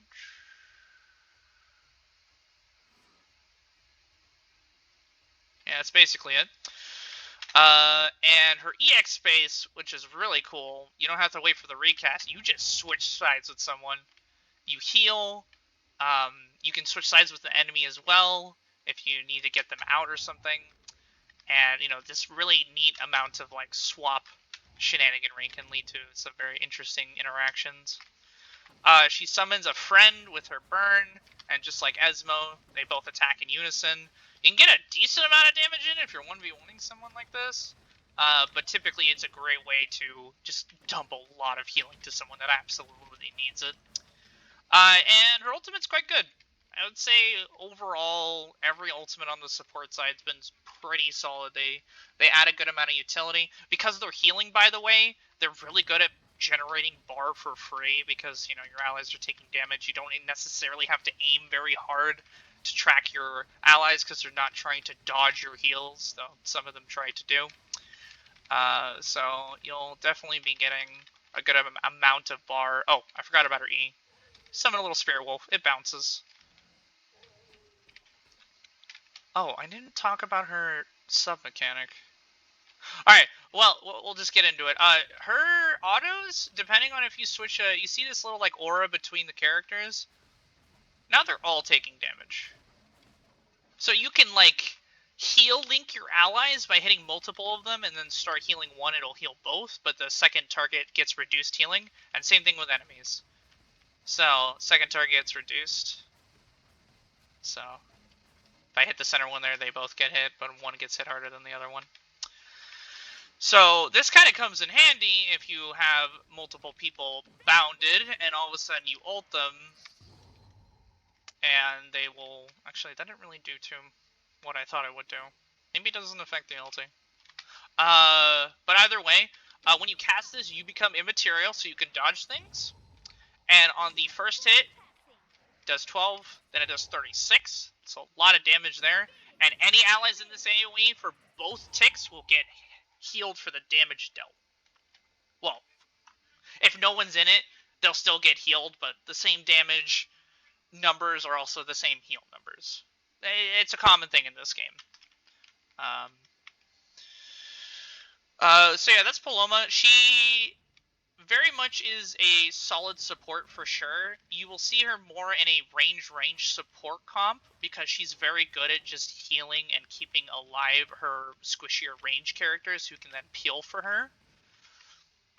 And on top of that, she's really good at dumpstering melee characters because of this right here. So you'll see her as a good pick against characters. She's very good at kiting, very elusive, but if she's against a lot of range characters herself, she doesn't have that good of a time.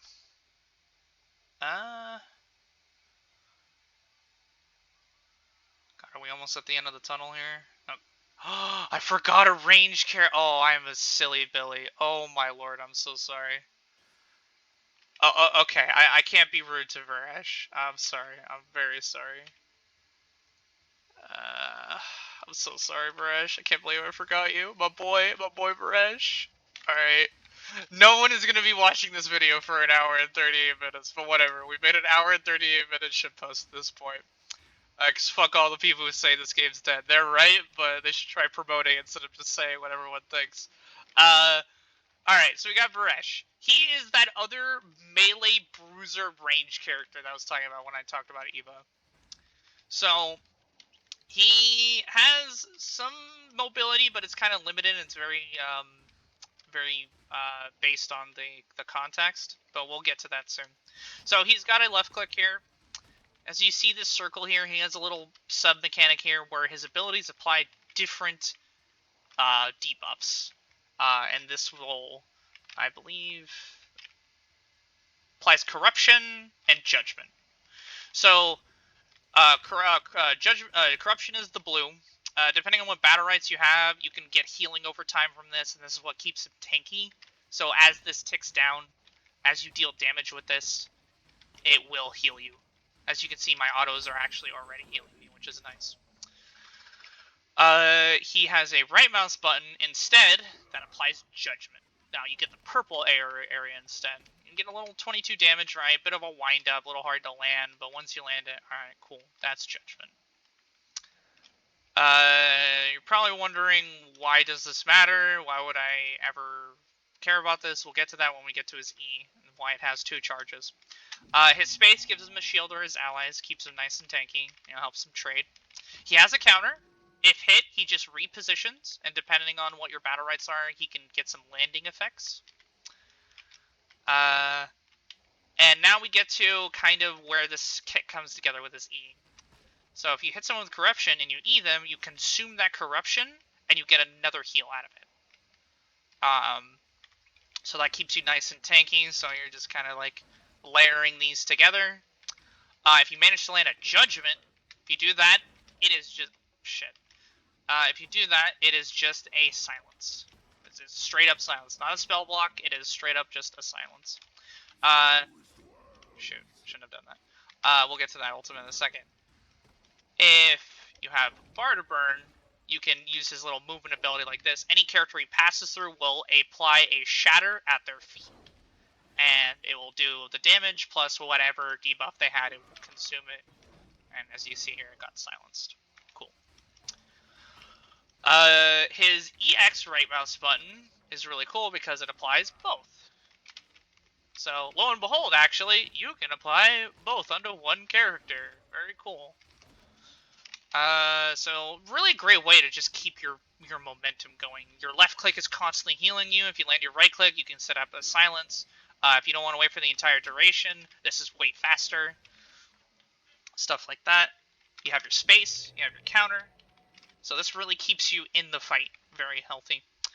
And I would say, even with our right mouse button being very good, and for the EXE one, it cancels any, it consumes a debuff still, but it also bumps from the air, from the AoE. So that's a little fun positioning tool you can do with. But the really cool part, and you'll be seeing this a lot, is his ultimate. His ultimate is uncounterable. The only thing you can do is try to dodge it, because it keeps going until it doesn't hit something for 2 extra times. You can get a Battlerite to make it 3. So imagine this hitting 4 times. Ba-boom, ba-boom, ba-boom. And then 1 more time after that if you have the Battlerite. So it applies both stacks of Judgment and Corruption. And, once you get out of it, you got 2 stacks to work with. You can instantly silence, keep chasing. This character can be oppressive.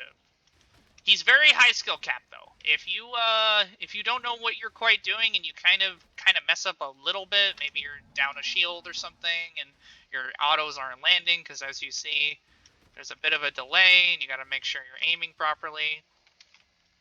It can get pretty bad for you pretty fast, but you can play this character very aggressively if you know what you're doing. Alright, sorry about that. Range is now done. I was on Sirius. Cool. Alright. Now, you wouldn't think it, but Sirius is a support character. Now, everyone would disagree with you based on how they play Sirius, but he is very much an M2 healing support character.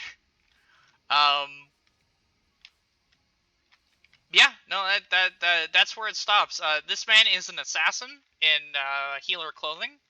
He very much operates around his auto, as you see the green circle next to the health bar. Gets an enhanced right click. So he usually does 8. However, when this finally charges, it does 24 and applies a Weaken. Weaken, as we know, enemy character is going to be doing a lot less damage.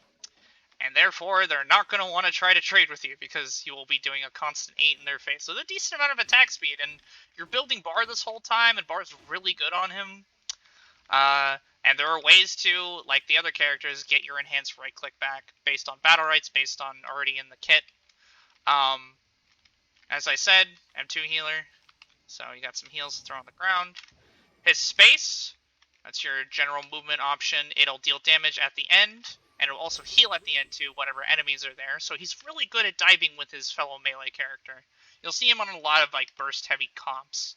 Because him plus a Croak or a Jamila or something can dish out a lot of damage. let's just say you EX space instead, kind of does like a vacuuming effect, and it automatically charges your weapon. So you can spend a bar, recharge your weapon, deal a good amount of damage. He has a counter. He will, if you hit the counter, he will reappear where he would like to in a certain AoE, and this will instantly recharge his weapon, so you never want to hit his counter. He has a good amount of utility. He has a huge AoE Petrify. Kind of sets up his allies for stuff. So he's really good at just kind of giving the openings his assassin characters needs to really just bridge the gap. If you want to keep the aggression going, you can burn a bar.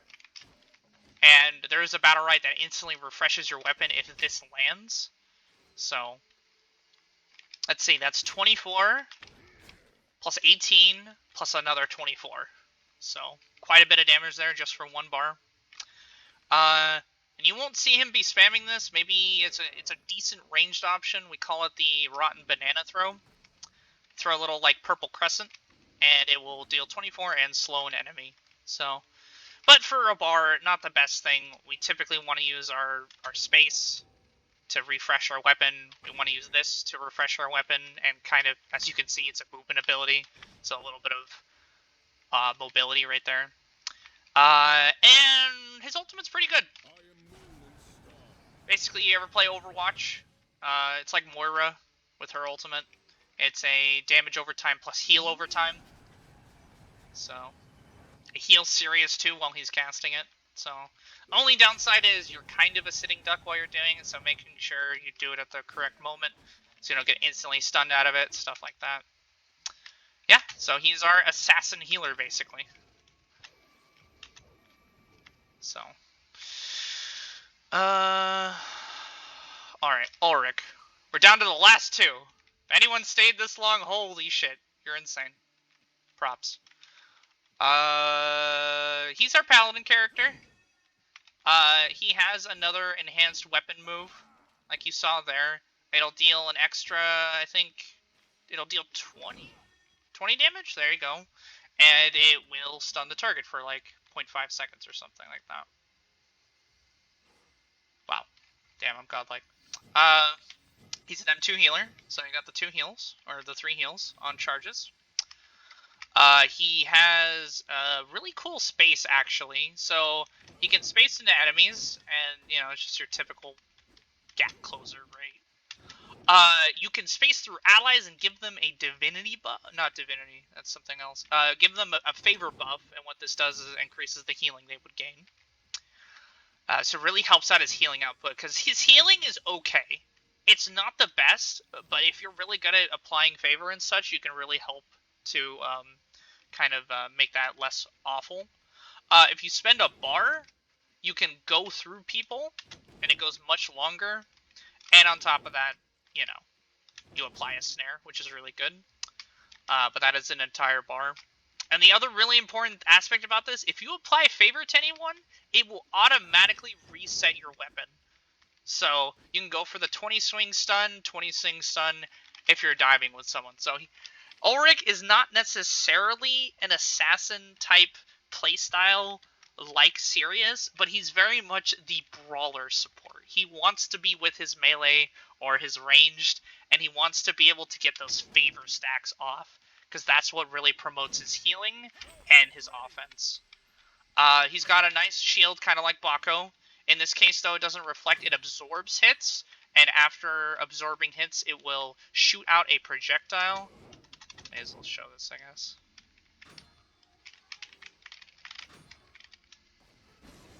And it will blind them. So, a couple other characters have blind mechanics. I haven't really gone into them, because it's not been too prevalent. But basically, you can only see your character moving, but nothing around you for the duration. You just cannot see. Let's see. We got Smite. So what this does is it kind of turns you from, you know, let's just say you burn through all your heals. Well, you can Smite and get 3 autos. And then once those end, then you got 3 heals again. So it's a great way to just dump all your heroes real quick. They each do extra amount of damage and get fatter and fatter, so it makes you a bit of a pseudo-ranged. You've got your burn. which you kind of jump in the air, you get some iframes, and it's a nice disable on whoever that ends up hitting. A little bit of damage too. So great way to get off me tool, great way to set up something.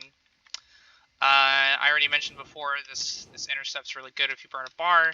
Instead of doing the shield, you can instead heal your allies around you and give yourself a shield. So, really, really good there. And then the ultimate, that's very much, you could use it as a selfish ultimate, but you throw the big Aegis, it hits them for 39, they're in-capped, and anyone on your team or yourself can grab the shield, and it gives you the divinity buff, gives you damage mitigation. Am I saying this right? Okay, no. Alright, yeah. Just movement speed increase, damage increase, and it gives you a bit of a shield. So, it's really just a, here you go, bud. Grab that shield, go ham. So, yeah. So, pretty cool. Yeah, that's Ulrich.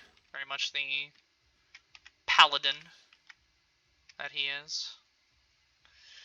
Okay. Alright, this is Xander. I mentioned him a long time ago when we were talking about Lucy. This is Lucy's brother, and if we're gonna talk about high skill fucking supports, he if it's not Lucy, he's the de facto. So you can definitely tell if your verse is a good Xander or a bad Xander, because this man will be doing a ton of work for his team, and you will not even notice it for the half of it until you see the end score screen. So he's an M1 healer. So he heals himself by hitting things with his left click, and he can heal his allies doing this as well. He has a right mouse button that is basically a big blast. He's kind of pseudo rangy in that case, so we've got that going on, right?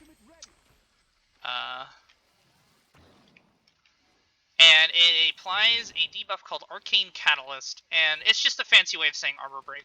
Character just takes more damage from all sources. He has multiple ways of putting this on. He can EX space his space to send his thing over, apply it in an AoE, or if you don't have the bar, this is your movement option. Kind of leave an illusion where you are. You can have the illusion heal yourself. You just have to aim between you and him. He'll always aim where you're aiming. And not only do you get health from hitting things, you get health because he's healing you. So, very cool there. He only throws out one card, so this heals and deals damage for 12. But he will only deal 6 and heal 6. His EX right click, which is what you want to be using a lot. I mean, this is a cool button, right? Everyone likes it. Applies Arcane Catalyst. But it's just so slow. You know, if you get this off, you know, great. You did a great job. Maybe you're in a position that's possible, but this is the really good one. So it's a heal over time, and I believe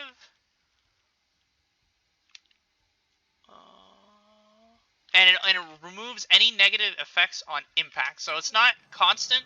You gotta like throw it down, but it's just like Lucy's Q for a bar. But like a huge AoE heal on top of that. So you can get rid of all your allies' debuffs and kind of continue pressuring there.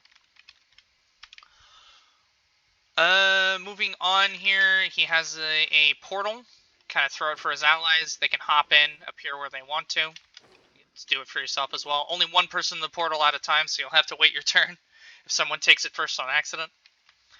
He has an AoE polymorph, so it puts people into a sheep form.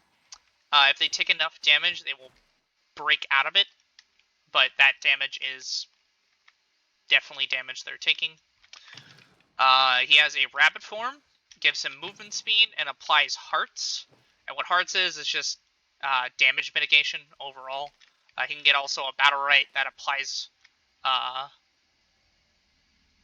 never mind. It auto already applies it. His cards also apply hearts, so not only is he just healing you, but that debuff is just helping you live. Yeah, reduce 15% for 4 seconds. That is an insane amount. You could just keep refreshing it. And on top of that, he can apply it to himself when he rabbit forms. A lot of movement speed out of that one. So, very elusive as you can see. He's got the portal, he's got the space, and he's got the rabbit. And by the time all those are used, his space is probably back off cooldown. That's probably back off cooldown. If you try to get a stun on him, he can purge it. Because of this delay, if you see something coming, you can just drop it at your feet. So, yeah, very hard character to pin down if played well. Now, that's the thing. This all comes together. If you really want to put out some damage, you can put out a better illusion. It'll have 2 cards thrown out, so really good at healing, really good at putting out damage. And on top of that, he mimics your right mouse button. So this does a lot of damage if both of them hit you. But like I said, yeah, you really have to set it up. Like, it's not free. Even with the, you gotta make sure things are baited, you gotta make sure things are on cooldown, otherwise this is not gonna do anything. This is just a waste of 4 bars, basically. That's why you want to use this a lot. That's why you want to keep applying Arcane Catalyst and stuff like that. She's just really good at doing that. So yeah, very high skill. You won't really notice what he's doing. He's very much just keeping you alive at all times with hearts, with healing, and the amount of disable and mobility he applies not only to himself but his team is just ridiculous. So, my man is utility de facto. Alright, that basically concludes it. Not basically, literally concludes it. That is all of the characters. I don't think I missed any. It'd be really awkward if I did. No, we did that. Did that.